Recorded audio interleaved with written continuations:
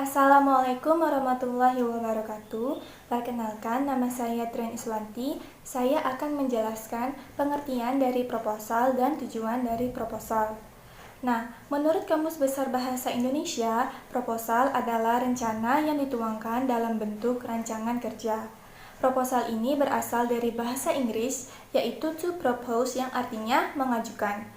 Menurut Hasnun Anwar, proposal adalah rencana yang disusun untuk kegiatan tertentu. Dan menurut Keraf, proposal adalah suatu saran atau permintaan kepada seseorang atau suatu badan untuk mengerjakan atau melakukan suatu pekerjaan. Berdasarkan pengertian tersebut, kami menyimpulkan bahwa proposal merupakan suatu rancangan kegiatan yang disusun secara sistematis dan terperinci untuk mendapatkan suatu persetujuan atau bantuan dalam melakukan suatu kegiatannya. Nah, tujuan dibuatnya proposal ini adalah untuk mendapatkan bantuan dana, perizinan, dan dukungan dari suatu badan tertentu. Perkenalkan, nama saya Richard Ferdinand.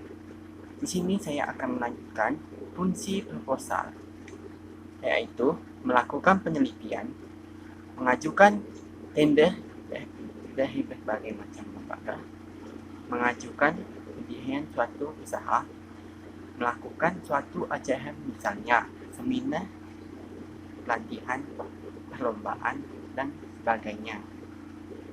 Kedua, manfaat proposal, yaitu ada menjadi rencana yang menggerakkan panitia dalam melaksanakan kegiatan yang diajukan.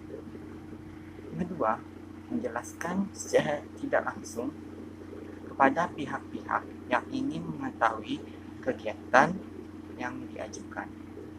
Ketiga, meyakinkan para donatur atau sponsor agar dapat memberikan dukungan material maupun finansial dalam mewujudkan kegiatan yang telah direncanakan.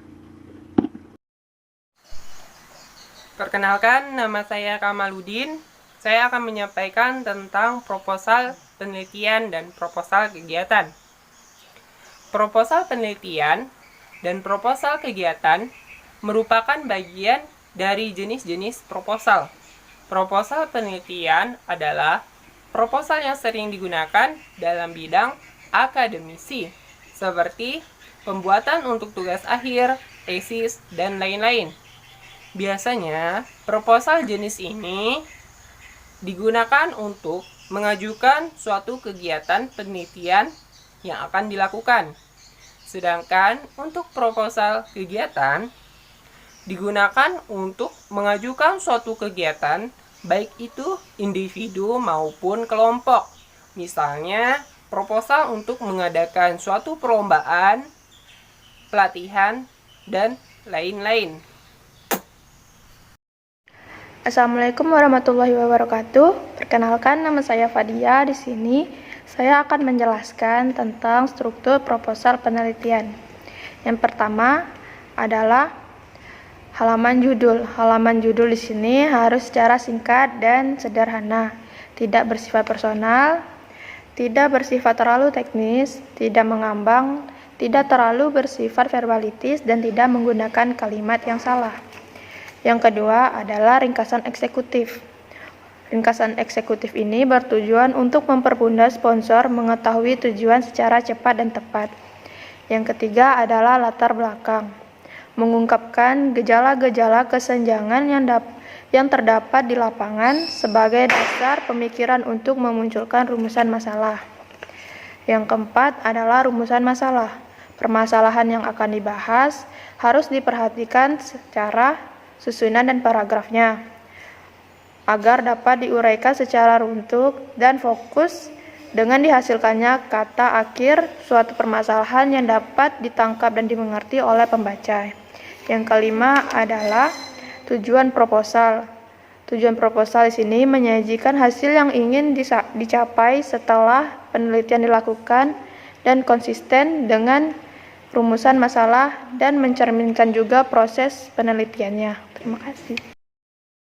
Baiklah, Saya Sarunizam, saya akan melanjutkan penjelasan dari struktur proposal penelitian. Yang keenam ada studi pustaka, yang dimana studi pustaka dilakukan sebelum melakukan penelitian dengan mencari atau mengkaji informasi yang relevan dengan masalah yang akan diteliti. Yang ketujuh yaitu manfaat penelitian. Penegasan manfaat hasil penelitian dan penjelasan bagaimana pemanfaatan hasil penelitian oleh penggunanya. Yang kedelapan yaitu desain penelitian, menggambarkan apa yang akan dilakukan oleh peneliti, yaitu tahapan apa yang dilakukan peneliti, terus informasi mengenai cara pengambilan sampel, terus metode pengambilan data, terus informasi penelitian dan instrumen penelitian, dan informasi penelitian lainnya. Yang kesembilan yaitu analisa data. Analisa data mengenai metode yang direncanakan dan dasar teoritis untuk pemakaian teori tersebut. Perkenalkan, nama saya Cindy Amanda. Di sini saya akan melanjutkan penjelasan mengenai struktur proposal penelitian. Nah, struktur proposal penelitian yang ke-10 adalah bentuk laporan. Bentuk laporan memuat contoh dari hasil seperti kesimpulan statistik, hasil temuan, dan rekomendasi. Struktur yang ke-11 adalah kualifikasi penelitian. Kualifikasi penelitian berisi tentang siapa saja orang-orang yang terlibat dalam penelitian tersebut. Struktur yang ke-12 adalah anggaran.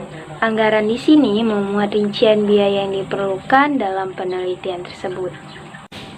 Struktur ke-13 adalah jadwal. Jadwal memberikan gambaran mengenai kapan dan berapa lama jangka waktu yang diperlukan untuk melaksanakan setiap langkah dalam penelitian. Struktur ke-14 adalah daftar pustaka. Daftar pustaka berisi referensi dari berbagai sumber untuk menghindari unsur penjiplakan. Struktur ke-15 adalah lampiran. Lampiran memuat hal-hal yang perlu dijelaskan dalam penelitian. Baiklah, perkenalkan, nama saya Beatrice Bella Kavita. Di sini saya akan menjelaskan tentang struktur proposal kegiatan. Yang pertama, nama kegiatan. Nama kegiatan ini harus dijelaskan secara rinci dan detail sehingga penerima proposal dapat mengetahui gambaran kegiatan yang akan dilaksanakan tanpa adanya kesalahpahaman. Yang kedua, pendahuluan, yaitu menjelaskan latar belakang dilaksanakannya kegiatan serta apa saja poin-poin penting dari kegiatan tersebut. Yang ketiga, tujuan kegiatan. Perlu dijelaskan tujuan kegiatan yang akan dilaksanakan karena fungsi dari tujuan kegiatan ini dapat mengarahkan dan memfokuskan aktivitas yang nantinya akan dilaksanakan. Yang keempat, sasaran kegiatan. Hal ini berarti memberikan informasi mengenai apa sasaran dari dilaksanakannya kegiatan tersebut. Yang kelima, waktu dan tempat kegiatan.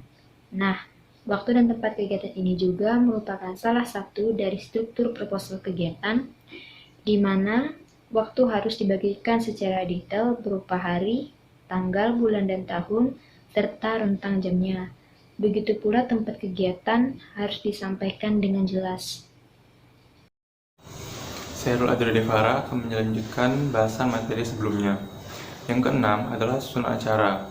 Susunan acara menjelaskan apa saja susunan acara yang akan dilakukan pada kegiatan tersebut.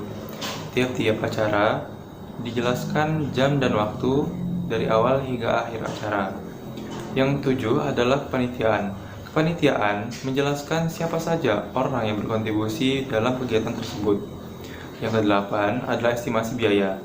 Estimasi biaya menjelaskan tentang kalkulasi biaya yang akan digunakan dalam kegiatan tersebut. Hal ini menjadi pertimbangan pada pihak sponsor dan donatur. Yang kesembilan adalah kesimpulan. Kesimpulan adalah ringkasan dari keseluruhan proposal.